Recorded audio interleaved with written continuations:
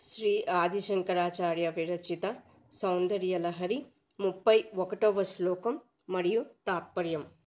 చతుషష్ట్యాత్ తంత్రైః సకలమతిసంధాయ భువనం స్థితస్తత్తత్సిద్ధి ప్రసవపరతంత్రైః పశుపతిః పునంతస్మిన్ బంధాదఖిల పురుషార్థైకఘటనా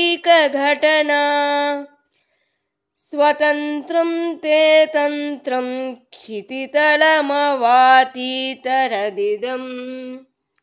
సకల జీవులను పాలించే శివుడు ఆయా సిద్ధులను కలిగించడమే ముఖ్య ప్రయోజనంగా ఉన్న 64 తంత్రాలను ఏర్పరిచి భువనాలను మోహపెట్టాడు.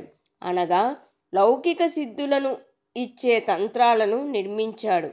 కానీ మరల నీ వలన కలిగిన నిర్బంధం చేత ప్రధానంగా చతుర్విధ పురుషార్థములనెడు ధర్మార్థ కామ మోక్షాలను సిద్ధింపచేసే స్వతంత్రమైన నీ తంత్రాన్ని అనగా శ్రీవిద్యను ఈ భూమిపై అవతరింపచేశాడు అని ఈ శ్లోకం భావం.